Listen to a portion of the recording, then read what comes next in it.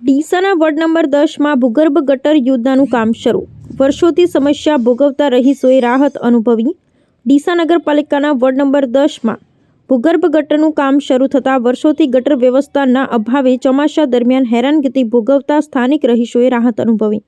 ડીસા નગરપાલિકાના અણઘડ વહીવટ અને નબળી નેતાગીરીના લીધે શહેરમાં છેલ્લા કેટલાય વર્ષોથી વિવિધ વિસ્તારોમાં પાયાની સુવિધાનો અભાવ જોવા મળતો હતો, જેમાં કોઈક વિસ્તારમાં પીવાના પાણીની સમસ્યા, કોઈક વિસ્તારમાં ગટર વ્યવસ્થાની અસુવિધા, ક્યાંક રોડની સફાઈ જેવી અનેક પ્રકારની સમસ્યાનો નગરજનો સામનો કરી રહ્યા હતા.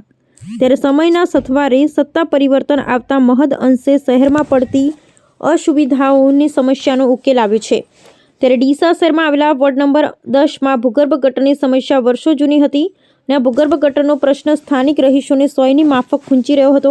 જેમાં વોર્ડ નંબર 10માં રેલવે સ્ટેશન 4 રસ્તા પર જે મુખ્ય પોઈન્ટ હતો ત્યાંથી પાણી નિકાલ થતું ન હોવાને કારણે ચોમાસામાં લોકોને ભારે હાલાકી ભોગવવી પડી હતી.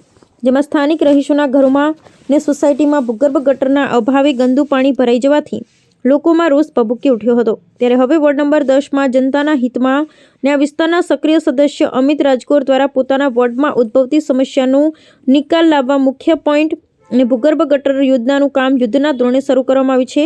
પાલિકા પ્રમુખ નીતાબેન નિલેશભાઈ ઠક્કરે પણ વિવિધ વિસ્તારોમાં ભૂગર્ભ ગટરની કામગીરી ઝડપથી થાય તે દિશામાં કાર્યવાહી હાથ ધરી છે. ત્યારે સ્થાનિક રહીશોમાં આનંદની લાગણી ફેલાઈ છે.